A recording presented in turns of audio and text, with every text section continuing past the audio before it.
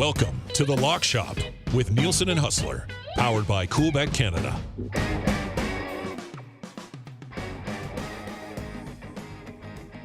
All right, Lock Shoppers, let's do this. A lot of happy Oiler fans and EST parlay investors last night. And got to tell you, here in the Peg, we're getting ready for a big one tonight at Canada Life Center, Game 2 between the Avs and Jets.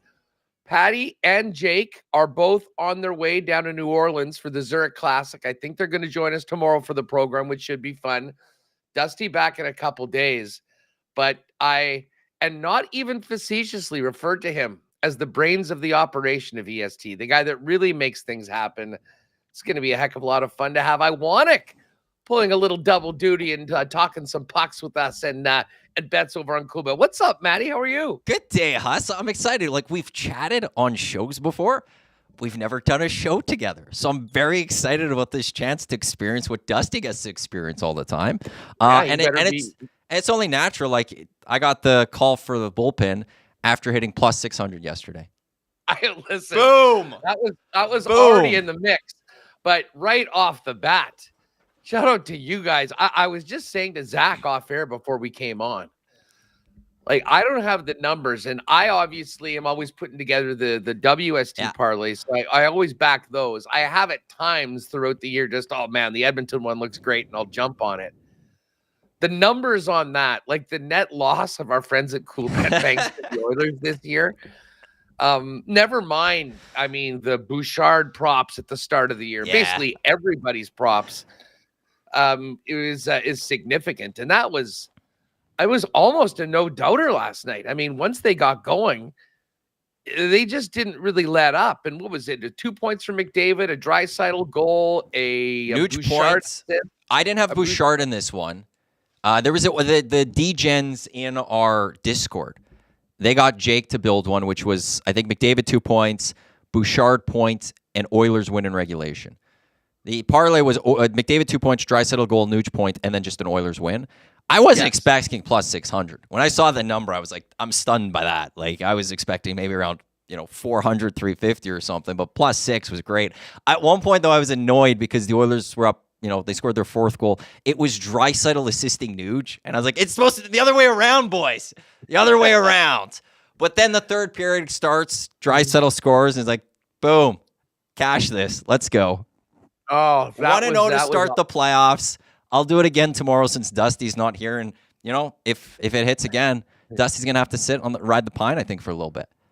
Well, I tell you what, I mean, you'll have to pop in tomorrow as well to debut the EST parlay. And I think the guys are going to come on at some point from the golf tournament, which will be fun. But we can get everybody involved tomorrow. Big party before Dusty comes home and gets back to work on Thursday. It was a nice day in the Lock Shop. I mean, we'll get to Dallas and Vegas in a minute because that did nuke the partner parlay. But on the show, as we were talking about how many home teams were winning, I put together a plus 538 one that had the Carolina Hurricanes and the Oilers.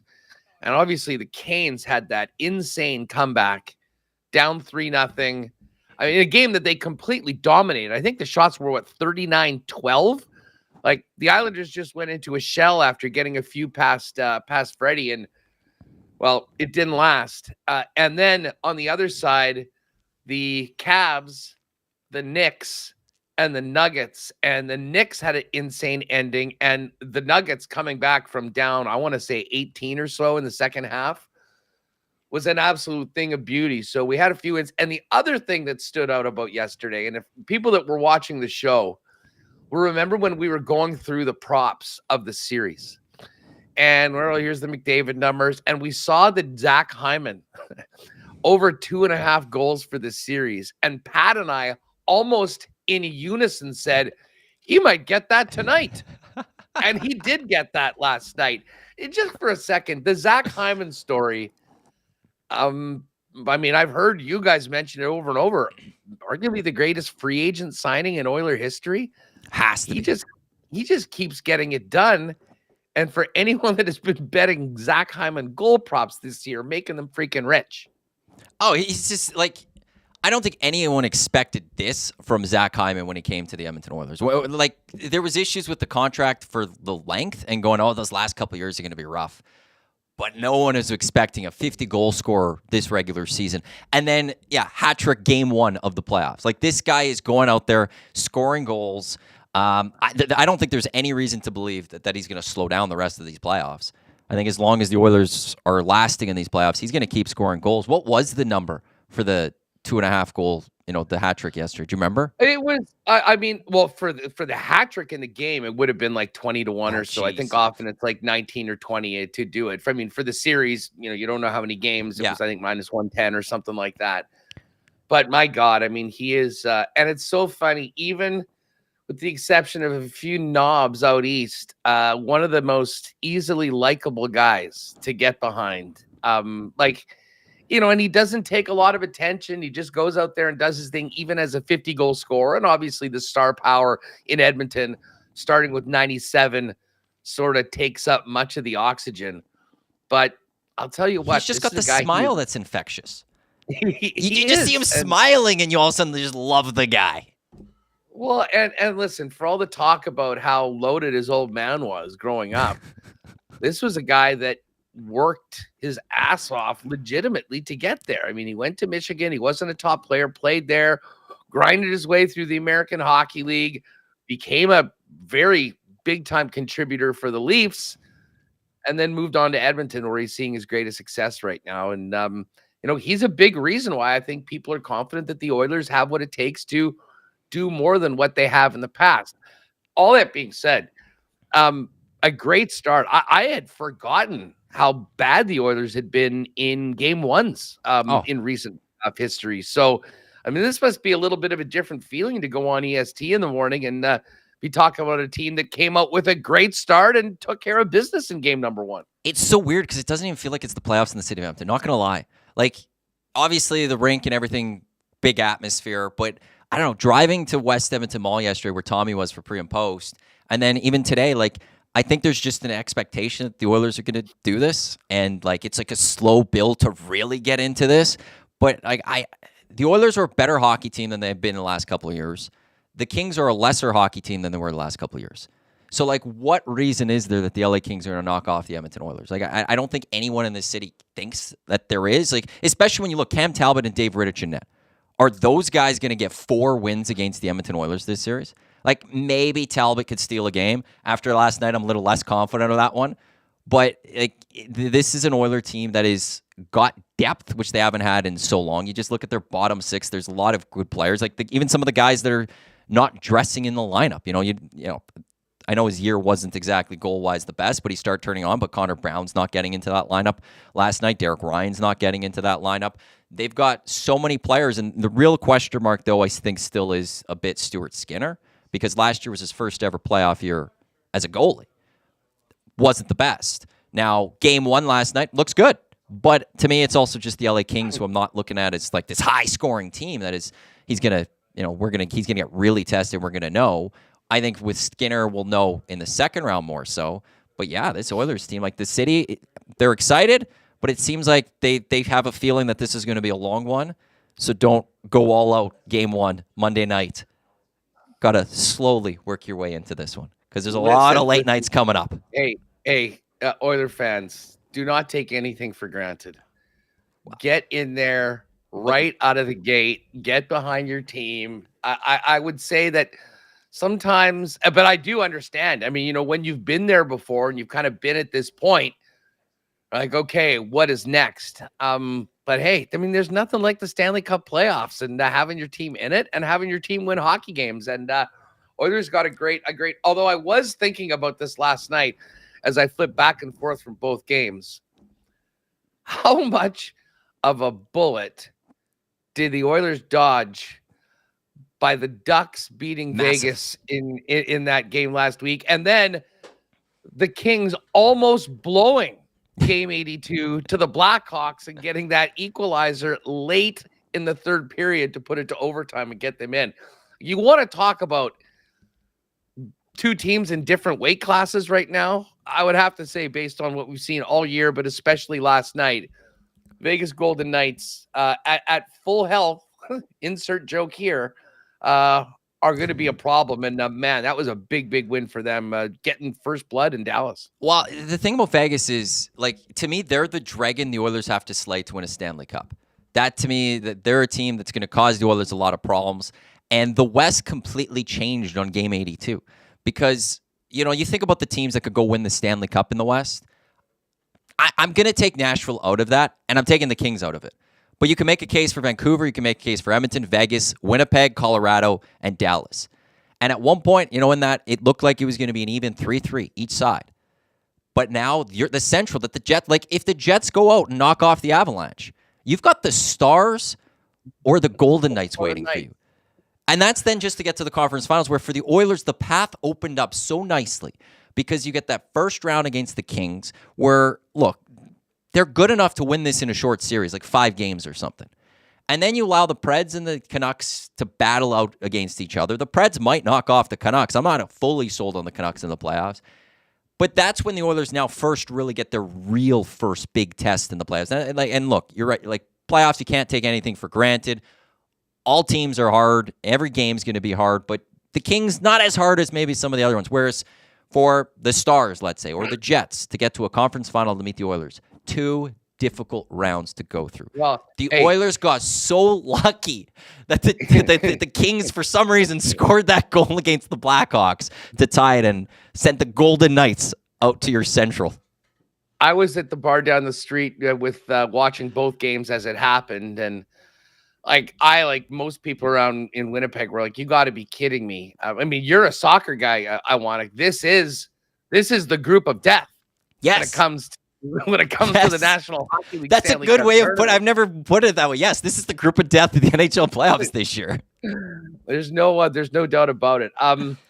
But again, what can you say about the resiliency of the man I now call the miracle, Mark Stone, somehow able to once again, I'm not a biblical guy, a religious guy, but I do believe that Easter Sunday was the day that Jesus rose every year. The game 1 of the first round is the hockey version of Easter Sunday when it comes to the Vegas Golden Knights. Say what you will about the rules and the oversight when it comes to it. I think most people realize it's ridiculous. And if Vegas doesn't want to be thought of as cheaters, that's tough. I mean, I think everyone will think of them that way because this is 3 years in a row. But if you're into irony, Stone scoring a minute 23 into game 1 gave you all you needed last night. I mean, you can't even write this stuff up. We're going to study him for a long time medically to figure out how to cure other diseases. Because if Mark Stone could heal so well from so many different things, there's got to be something in him that we can now learn from to help cure all sorts of diseases around the world. But here's the thing. Like, at what point do other teams just start doing this? The NHL's not doing anything about it. At what point do teams now actually have to do this more as well? Because how do you let the Golden Knights get away with this just to be like, wow, we don't want to be known as cheaters? They got the banner. They got the cup. They don't care. Yeah, they'll take it. They'll take it. Trust me. They're not too worried about it, I don't think, because they're doing it again right now and moving forward. Yeah, I mean, listen, this is going to be something that for the next 2 years, we got to hold our nose and deal with. And if there is the want within the rest of the National Hockey League to change it through the CBA, they'll do it. But right now, this is I don't think the GMs want that. Loophole. And yeah, I mean, they want to keep it open for themselves. Either. Well, we all think about it. Tampa, like they had the opportunity. Tampa brought this up after Patrick Kane came back and the Hawks won. And nobody wanted to listen to Tampa. And to their credit, they said, oh, okay, well, then, by the way, Nikita Kucherov is out, hoping he returns at some point this season. Lo and behold, he did. And they had the fun with the cap afterwards. But, I mean, they had got burned by it, offered up a solution, got said no, and then did it. The Vegas story is just, I mean, a repeating series of events that keeps happening that I think has taken it to a whole nother level. So, I mean, I guess we'll find out, how much whether this is just a fan-driven thing or whether the rest of the GMs are going like, wait a second, like I thought this is a cap league. This isn't a level playing field and do something about it. But it won't happen for the next couple of years. And if you don't want the Vegas Golden Knights to win the Stanley Cup, someone's going to have to win 4 against them in a best of 7. And I will say this, with the return of Peter Angelo, and now you had Hannafin and Hurl, who looked really good. I think you can make an argument that they're even better this year than they were last year when they won the whole damn thing. Does Game 1 change your opinion at all of the Stars?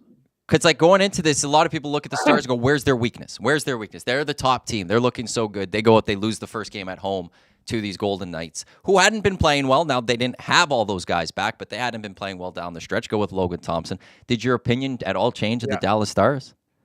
The Dallas Stars, no, but I'll tell you what, my fears, well, not that for a long time, I was hoping the fact that some of these sketchy numbers of Jake Ottinger, despite how great that they'd played all year, were going to be there in a potential Jets-Stars series. I was hoping that might not show themselves right off the bat playing Vegas. But I do wonder, I mean, he won so many games and the team was so strong all year. His numbers on high danger chances against were some of the worst in the National Hockey League. And you're going to get a lot of those in the playoffs, and you're going to have to make a bunch of saves. That was a game that was not. Listen, if you're looking for some hope that someone can whack Vegas, their goaltending has been sketchy as well. I mean, Logan Thompson got the start. I don't know if you caught that third goal that went in from Marchman. I mean, an absolute floater from just inside the blue line somehow got in. That was a gift. He did make some other saves. But as far as Dallas goes, listen, I think this is going to be a war. I think it's going to be a long series. I'm not ruling Dallas out at all. But, man, you got to take advantage of game 1 at home when you have a chance like that, especially against a team that you would think is going to get better through the series as these guys that have been on the shelf dealing with whatever they've been dealing with work their way back into the lineup. We did do the little lock shop parlay with obviously Edmonton, Winnipeg, and Toronto for Jake and Patty. That's a huge win for the Toronto Maple Leafs. I know people probably want us talking too much about it. Many people get triggered by the blue and white.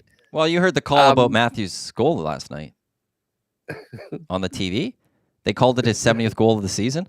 That's all we've been getting messaged today. I guess Cuthbert on the call said there's Matthews with his 70th. And then people wonder why Toronto gets ripped on it. People hate Toronto. You're calling Austin Matthews' goal his 70th of the season. Like, no, that's his first. That's his first of the playoffs. It isn't his 70th. So, yeah. The one thing I'll say is, as much as like I am with you all and not having a lot of time for the Leafs, and there's nothing that pisses me off more than you go to a Jets or a Oilers home game against the Leafs and it's overrun by blue and white jerseys. If they're going to get a win against anyone, the Boston Bruins, number 1 on my list. Really? Listen, Brad Marchand, and I'm not a Canuck guy, but I just think of the way they won in 2011 and punching the Sedins in the face. Like, I almost hate everything about the Bruins. Were you cheering for the Canucks over the Bruins in that year? To be honest, I didn't really have any skin in the game, but I love the Sedins. I think they're 2 of the greatest. They're just such a unique group that, and they've done so much for hockey. I hated the way that went down with those guys in the team really not being able to do anything about it. And listen, that was also at a time where the freaking Patriots were winning every year and the Celtics are winning and the Boston. I mean, it made me want to puke. So Boston choking last year after that legendary season to Florida did make me happy. If the Leafs have to win a series, let it be against the Bruins and let it help us with that partner parlay with Jets, Leafs, and Oilers in the first round, which looks pretty good right now with Jets and Oilers getting first blood on home ice. And, of course, the Leafs tying the series last night. The Islanders. Wow. I mean, you can't win a game with 12 shots on net, but man, they're finding new and incredibly painful ways of losing because they've been very much in both of those games. Now I'm not sure they even win one and get it back. Well, you have the 3-0 lead. Like, you're up on that fewest shots. Like, I would love to have seen been a fly on the wall post game with Patty Waugh as that team loses, it blows a 3-0 lead to lose that hockey game. Like, as we were watching it getting set for Oilers game, like, he was like, oh, 1-0 Islanders, 2-0 Islanders, 3-0 Islanders. Like, you're thinking right there that, okay, this is Islanders going to even this series up. And then, we throw on the Oiler game. I go on my phone after Hurricanes 5-3, and a bunch of us like, what happened here? Like, how do you blow this completely, let alone just not getting the shots? But when you have a 3-0 lead, how do you not stop that? And so it looks good for the Hurricanes. This is a team that, they could come out of the East. I would really love to see a Hurricanes-Rangers next round series. But, like, yeah, I the only benefit you always have, I guess, when you're a team like the Islanders is you're going home. And the series is never over until the home team loses. I'm taking that mentality with my Lakers, by the way. I am crushed yesterday by how Jamal Murray crushed my spirit yesterday. You have no idea how much it hurt. Dusty, Captain Canada, man. Captain Canada. How can you not love the guy? I'll say this. Jamal Murray and SGA, backcourt for Canada at the Olympics. If it's a close game, we're in a good spot. I will throw that out there. As a Lakers fan, I'm pissed off today, though. But I'm Dusty's ready to throw in the towel. Dusty says series. Jokic is too great. Maybe the Celtics could knock him off. The Lakers had 2 big leads going to the fourth quarter, and they're going home. So I'm holding out hope that maybe the Lakers could steal something at crypto, but same thing for the Islanders. That's the only hope you have left now, is that maybe you could get home ice and somehow get those wins, but it's not likely. The way that game went down, and I know most of you were all locked in on the Oiler game as it was happening, but they came back from that massive deficit, and on top of it all, LeBron was awesome and had a great fourth quarter. I mean, this wasn't a matter of LeBron shrinking in the moment, with the exception of the last with possession. 29 seconds left. The defender had fallen down. A completely uncontested, wide open 3-point shot off the rim. Denver gets the ball, goes down. And for Murray to go at 7-foot Anthony Davis, who played it so well, fade away, drop it in. That was just an incredible scene last night. And listen, I'm happy for Denver, and I'm hoping for the Colorado fans, because I'm hoping they're going to have their hearts broken by their hockey over the next 2 weeks. So let them get something to cheer about. And I did use the weekend 20% win boost over at Coolbet on a Nuggets future. Very easy team to cheer for with the Canadians, the Joker. So we're rolling on that. Let's get to what's happening tonight we'll spend most of the time on hockey. Quickly, let's take a look at what's happening in the association this evening. We've got the Suns and the Timberwolves. T-Wolves up 1-0. Minnesota minus 147 at home. Phoenix plus 125. And then the Pacers and the Bucks. And it was funny, the Pacers actually were favored in the series going into game 1.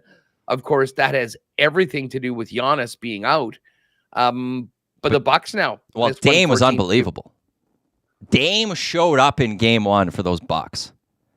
So, and they're going to need him so much. I mean, he's going to need to carry the mail and be that dude as long as the Greek Freak is out.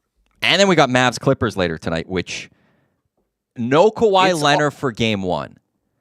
Okay, that one's off the board right now for folks. I mean, the number I'm seeing is Mavs even money and Clippers minus 118. But that's off the board right now, and I'm sure they're waiting for clarity. It's kind of a big deal that'll move the line significantly if Kawhi's in or out. Well, but the thing is, Kawhi out, they still rolled those Mavs. Like, it was one that I was looking at that one. I bet against it in the end. I didn't do it, but I was looking at throwing some money on the Mavs to win that game. And for them to just get beaten by the Clippers with Kawhi that way was absolutely stunning to me. And I don't know if the Mavs are prepared to now deal with this Clippers team. If you can't have a closer game against the Clippers team without Kawhi, and I know they had some really good players. I know they have James Harden and Westbrook coming off the bench, but you've got still Doncic, who's a finalist for MVP. You've got Irving. I would think that there's a closer game in that one. So I look at that. I don't know what the line will be. Even if it is Kawhi not playing, Clippers are still, the team in that game. Suns Timberwolves is the one for me that I think this is just going to be a fascinating series because it just hasn't clicked really in Phoenix ever since KD was sent there at the trade deadline last year. They just haven't become that team that is this Western powerhouse that we thought they were going to be. You got Minnesota with Edwards and stuff. They go as one of the top teams in the West. The Suns roll them on the last game of the regular season. I really needed the Timberwolves to win that because then the Lakers would be playing the Timberwolves right now, not the Nuggets. But, of course, it has to go the other way, and Lakers are already done. But you come after that big loss to the Suns, game one, you take out that team. So, that's a game that I don't know how the series will fully go. It looks like that's a series, though, that home teams are going to win a lot of the games, though. And that's something that happens a lot in the NBA, too, especially in the first round, is there's not a lot of upsets with road team being the home team. There's a lot of 2-0 series that go 2-2 because they go the other way and they get those wins. That's what makes the NBA a little bit wild. I see Markham Fantasuk, a good WSTers in the chat. How about that Knicks 76ers ending? You want to talk about home court advantage. How about home court advantage where the refs just ignore coaches calling timeouts? Our old pal Nick Nurse not too pleased about that. The Sixers, I think, feel like they should be up 2-0 in this series, and yet they're down 2 heading home. I still think this goes 6 or 7, but if you're a Sixers fan, you're like, what the hell? How did that happen last night?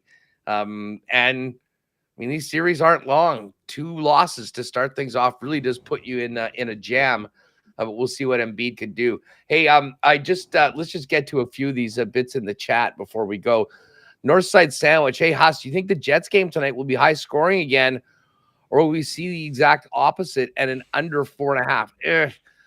Listen, I think that as long as Gorgiev or Forgiev, as we call him, is in net, I think we're looking at some goals. But here's the other thing. The Jets are going to try and play a much better defensive game, and they were the best defensive team all year.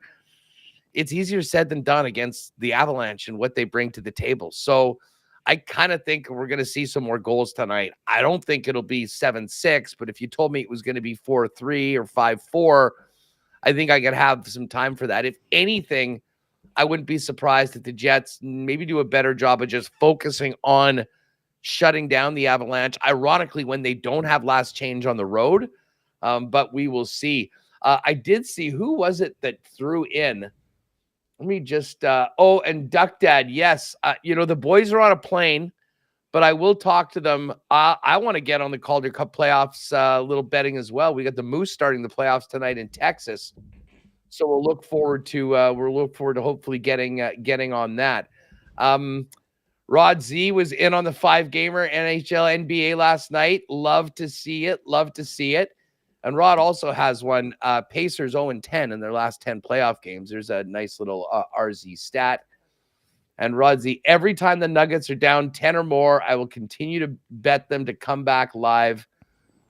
AD had an amazing game and looked pissed in interviews and post-game. All right. Their coach is trash. Ham needs to get fired.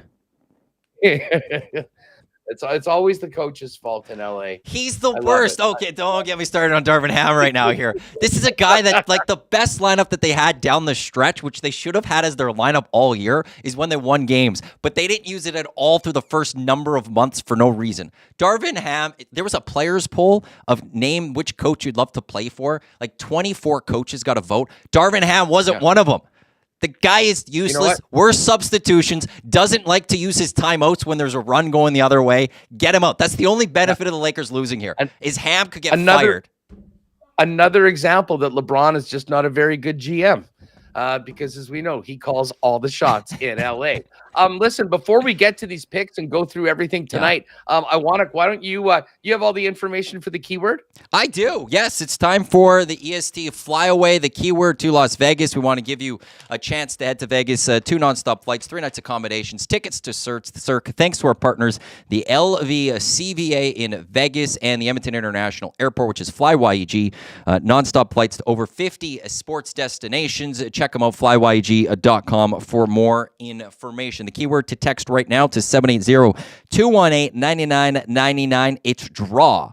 Draw to 780-218-9999, and as in, it's better to at least draw in your bet than lose. Draw, D-R-A-W, 780-218-9999. Zach will give someone a call at the end of the lock shop. So when Huss goes to get set for WST, which will take place at noon Edmonton time, 1 o'clock Winnipeg time, Central, we'll call someone, speak to them on the air. But draw, 780-218-9999. We're giving this away on Friday, so only 2 more chances to qualify in the lock shop after today, and only 11 more chances to qualify. 2 guys coming up in the noon hour, and then 4 chances tomorrow and on Thursday. There's your keyword for the EST Flyaway. Love it. Good luck, lock shoppers. Draw. Get those texts in, and good luck. All right, let's get to the slate tonight in the National Hockey League. We go out east early for the first 2 games, and it is the Rangers minus 265 on the money line against the Caps. Caps plus 220. Totals 5.5. And the puck line in this one, minus 1.5, plus 106 for the Rangers. Caps plus 1.5, minus 124. You know, that Caps puck line at minus 124 would be enticing if I had any confidence that they can play with the Rangers. I know they split their season series 2-2, but man, Matt, when you looked at that game on the weekend, and this goes back to my thoughts, I guess, about Carolina. Like, the Islanders stink. The Capitals are worse, and both of them are somehow in the playoffs playing against very, very good teams. To me, I mean, those teams getting in the East created such massive mismatches. If anything, I mean, I bet both of these series to go 5 games or less. And if anything, I think I'm like hitting the puck line. Obviously, you're not going to jump on a minus 265 favorite unless you're putting it in with some other things. But I mean, do you have it? Can you provide any argument why we should believe in the Washington Capitals on the road in MSG tonight? Not one. Like, the Caps don't have that offense that you're expecting, that we've come to watch for so many years with Ovi out there. There's absolutely no reason. Like, this, just with the way the playoff format works, like, just imagine, like, you're the New York Rangers, you're number 1 in the East. You get the Washington Capitals. You get a team that gets in right at the end of the season.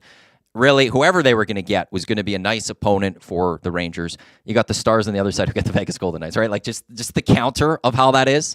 But no, there's absolutely no reason, because the Rangers, President's Trophies, one of the quietest President's Trophy winning teams, I would say. Like, not a lot of attention being given to the Rangers, but they've got a goalie in Shesterkin who's running hot. I think on the broadcast in Game 1, I can't remember it was around the All-Star game, maybe just before the All-Star game. Since then, Shesterkin was like a .930 save percentage. Like, this guy, once again, unreal in net. If the Caps don't have the scoring power, I don't know how you're beating Shesterkin.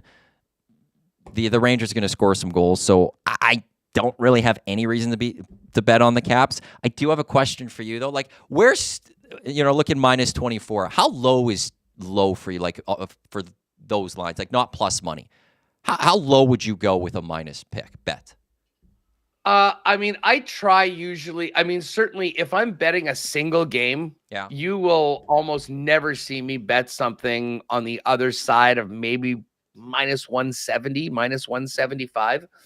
I give anything. And again, everyone has their own style. I mean, the more you parlay, the less you win, theoretically, because there's different things that can sort of get you. But for instance, say I really like the Rangers and the Caps tonight, and I didn't want to go puck line, I would probably put them together and get a plus 116 on both of them to win, as opposed to putting a big chunk down on the Rangers to win a small amount.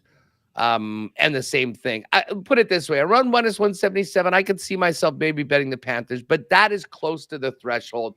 I guess I've gone in some minus 180s and 185s, but I will prefer to do that. I've usually try to identify good plays for plus money where I think the team's got a better than even chance of winning and playing it that way. I mean, that probably is the principle that I will always go on.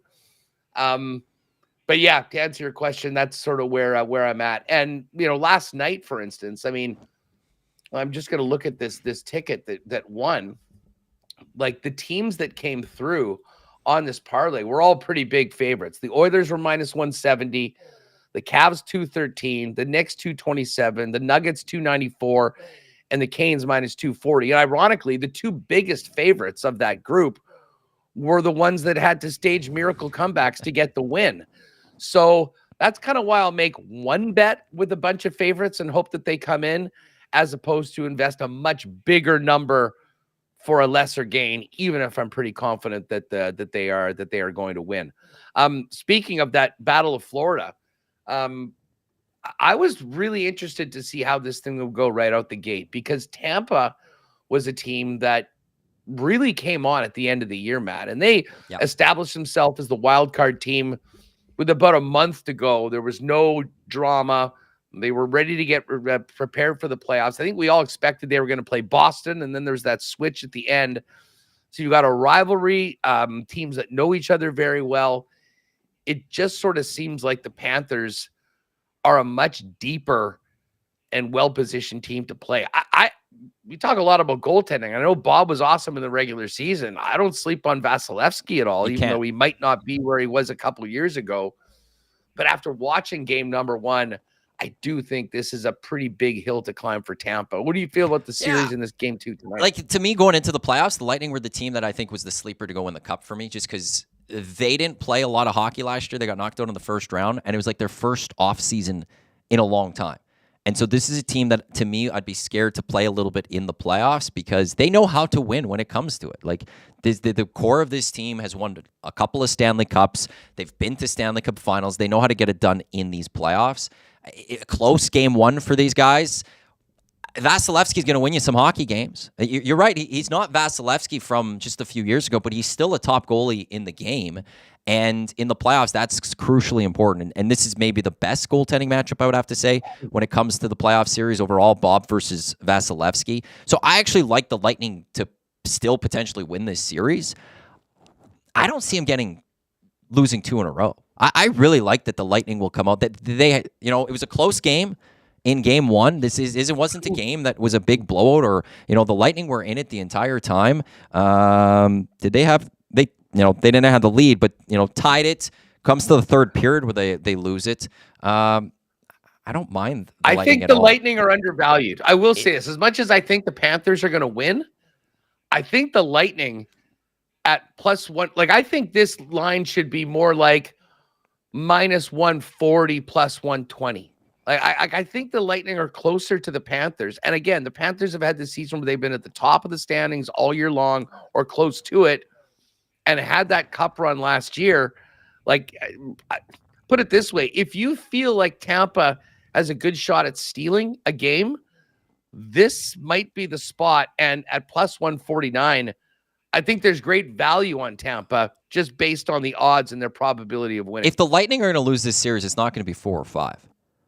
So they're going to win some games here. Yeah. So that's where I could see a 1-1 split going to Tampa. No problem tonight. I could see that, when you have Kucherov, who might be the Hart Trophy winner in the end this year. Like, he is an unreal talent himself. And you have Vasilevsky, and you still have Victor Hedman. That's a team you don't count out. So I don't know. There's something about them tonight, them tying up this series. No one thought the Leafs were going to tie it up against the Bruins last night. I much rather like the idea of the Lightning winning on the road in Florida than I would have ever imagined Toronto winning in Boston. So I don't mind Tampa tonight. Late games, Avalanche and Jets, and the Predators and the Canucks. Avalanche are a slight favorite, and I guess we probably shouldn't be surprised. I mean, despite the fact they haven't beaten the Jets all year, they were certainly the better team in most aspects of game number one. I mean, they outshot the Jets 2-1. Goaltending counts, though. And the fact that they got 6 past Connor Hellebuck and didn't win, I think, is something that may haunt them for a long time, knowing how important it is to win every opportunity. Ananen is still sick. We're waiting for official confirmation that Georgiev is going to be the guy again. And if he is going to be getting it from the beginning of warm-up tonight until the end of the game. Avalanche at -114, Jets at -103. I think Jets is as a home dog is a play. But considering the goaltending situation in Colorado, I love Jets over 3.5 at plus 156. Georgiev gets the start. Okay, that came at the start of this hour. Georgiev, this comes from Avs reporter Jesse Montano. He does get the start. All right, well, get that in. Get that over 3.5 in before the line craters, everyone, with the official word that Forgiev is starting for the Colorado Avalanche. As far as a couple of goal props that I like, Gabriel Velarde had a couple beautiful passes on that top line. He is a very key member of the power play. He's at plus 245. I like Velarde's prop. And the other guy that just keeps on giving, and I saw somebody, I think I missed this in the chat. Was it Duck Dad? That had a 300-1 prop on Adam Lowry to lead the league on scoring, or lead the series on scoring. It was D-Mart. Yeah. I got Lowry to lead the series in points at 300-1. Obviously outscoring guys like McKinnon, that is tough, but he's playing so much, had 2 goals in the first game. He's certainly a guy that I could see. I mean, we keep on riding with him. He's plus 520 to score tonight. Made a knack of scoring big goals in the Vegas series last year. If you want a little bit of a long shot guy to score, Adam Lowry at plus 520. Not too bad. Who was it that just asked in the chat about the WST parlay? Well, yeah, I think they texted in too, just saying they couldn't find it on Coolbet. There's not one up yet right now. There isn't. I did fire one over that had, but again, the guys are in transit, so look closer to the game, a couple hours before the game. I hope it'll be up. It was Jets money line over 3.5, Velarde goal, and Morrissey point. That could be a beauty if we can get it in. And all you do is always in you just click exclusives on Coolbet. Same spot where you find the EST parlay. They'll usually have it if there's a link, the sports talk parlays, where one of ours will be in there. Lock Shop's always at the top. The sports talk parlays are usually towards the bottom. And every now and then, if they're really busy that day, you'll just have to click more and it'll open up. So, but as I say right now, because the guys are traveling today, it is not up right now. Spency 5 Sensi, I like Velarde over 0.5 point, minus 114 on Coolbet. He's hit 5 of his last 8 games, 6 goals, 2 assists, currently on first line and on PP1. Another very, very good one you can throw down on. And Maddie, just before I got to run here, late night game. I think the Preds are a live dog tonight at plus 133. They were right there. Vancouver, credit to them. They got those 2 quickies in the third period to flip that game. But the Nashville Predators are a relentless hockey club right now, and I think Vancouver will need to be better if they want to take a 2-0 series lead to Music City. Okay, so are we going to build a parlay today, or? Well, we very well could. I feel like maybe should or something. I'm not sure when it can get up, but we can do that. Do we just leave it to the late games then and stuff to give the boys a little bit more time? No, they'll be touching down at some point. I mean, listen, if we want to take a swing on a couple of underdogs, do we like the Lightning and the Predators? Well, do we just do the underdog lock shop parlay for today? I don't see okay, where are we at with this series? I got to take a quick look here. We have only 1 split so far. Well, we haven't played that many games, but the Hurricanes are up 2-0. The Boston's 1-1. I don't know. There's not a bunch of teams are going to get up 2-0. I do really like the Lightning tonight, and if you're liking the Predators, if we get this, if we want to roll with this, let's keep the Jets Avs game off because we'll put that into a WST parlay. But we take the Lightning and the Preds and the Rangers money line. It's plus basically 7-1, plus 699. They'll boost that for sure to plus 750. I would have no issue throwing a little sprinkle on that. Yeah, first game jitters are done. It's if it wasn't for the 12 seconds for the Canucks, Preds were looking really good at that hockey game.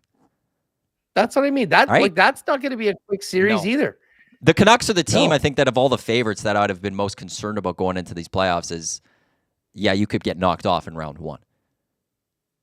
Listen, I mean, hey, it's a longer shot parlay. I mean, maybe you put a little less on it than we might normally, but let's lock this in. Lightning money line, Preds money line, Rangers money line. And by the way, the road teams are somewhat due. Hopefully not in Winnipeg tonight. But we'll throw that out. It's plus 699 in the chat. I'm pretty sure the guys will have that at least to plus 750. So can I throw some news at you too? Yeah. This is from Farhan Lalji. Demko not on the ice for Canucks at morning skate. Frank Saravalli just tweeting. His sources tell him Demko will be out for game 2. His status for the series is questionable, says Frank Saravalli. Whoa. We may have to pop in a little Preds bet right now. Plus 133 the Preds right now are a cool bet. Yeah, before those lines change. Just lock that in. Anyways, that line may very well move if that does come to fruition, but we will get that up. And as I say, check the Coolbet exclusives a little later on. We're going to try and bag a couple underdogs tonight with a big favorite in New York, Rangers money line, Lightning money line, and Preds money line. We'll see what that number is. I think should still be around 7-1 for sure. We might lose some of the odds if the Nashville number comes down, but the guys will boost it up, and it should be good. And then tomorrow we're back at it, getting ready for Oilers Kings game 2. And much, much more. Maddie, this was fun. Hopefully you can jump in a little bit tomorrow as well. Yeah, I'll just be hanging around. We can get it. We can get a little hit from the guys down at the golf, but we got into the meat of things. If they're down in New Orleans, first of all, and everything that involves that city at night, and tough trip, Brett Lothier and Pendrith and the guys at the golf course, I'm not sure how locked in that they will be. So if you can, let's do this again. This was a lot of fun today. And maybe we'll have a little bit of time as well to take a look at a couple of soccer tidbits that I wanted to get with you that we'll wait for tomorrow because Copa is coming up. I know you're going to be there. I'm thinking about trying to get myself to KC for the Peru game a couple days before the draft. So working out all of that right now. But listen, I got to run over to a WST. We're going to be firing it up for a couple hours, getting ready for Jets Avs tonight. You can join me over on the Winnipeg Sports Talk channel at 1. And Iwanyk, thank you again for once again proving you are the brains of the operation at EST and hanging out with me in the. Oh, I cut off. I Huss a little too soon there. Well, thanks, Huss. I don't know if you're still there. I'll say this. There we go. As Tommy would say, just mix in some waters tonight. Yeah. Mix in some waters, okay? 8:30 start. Everyone needs to mix in a few waters. We're 8 o'clock's here, but then games 3 and 4 are 8:30 starts for Oilers Kings. So mix in those waters, dude. It is what it is. Hey, I'm a professional. We'll be here, and we'll be back in the lock shop tomorrow at noon. Thanks again, dude. Thanks, Huss. And Winnipeg Sports Stop coming up in just under 10 minutes. Head to their YouTube channel. Huss and Remus, they'll get you covered. And then Two Guys and a Goalie coming up here on Edmonton Sports Talk, here on iHeartRadio. Tune in, EdmontonSportsTalk.com, as well as on YouTube. Unfortunately, our stream had the issue with during lock shop today. So even the one thing I was trying to fix for Whale and the Wolf constantly coming in, that didn't work. So more work for me to do, but I'll do that after Two Guys and a Goalie today. Myself, King Gage, Matt Casson. We'll recap Oilers game 1 and look ahead to game 2 tomorrow. But yeah, now I'll wait to see if those Coolbet boys can get that up there. Thanks to Rip City Step, by the way, who's the first to throw that out there, that Demko is out for game 2. So I can go look it up and found that nugget. And yeah, Elliot Friedman now saying the same thing, hearing Thatcher Demko injured, questionable for the rest of the series.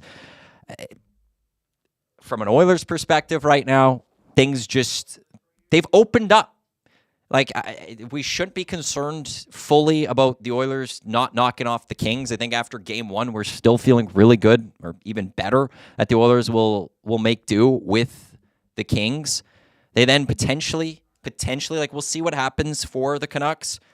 Hockey still has to be played, but one, you might not have to play on Demko if you take on the Canucks, or you take it on the Predators. And while the Predators do have UC Saros, the Oilers match up extremely well against the Nashville Predators. They've done so for a number of years. Leon Draisaitl is the mayor of Nashville, as many will call him. So things really just opening up for the Edmonton Oilers to get to a conference finals, where you look at the group of death on the central side of the Western playoffs. That's going to be tough. Just the entire way, that's going to be whoever comes through those first two rounds, they're going to be beaten. So again, thanks to Rip City Steph for passing along that piece of news, and we'll see if we can get that lock shop parlay up, an underdog one. A little bit of a sprinkle you're looking on this one. We've got looking Tampa winning tonight, Nashville winning tonight, and then we had the New York Rangers taking care of business against the Capitals.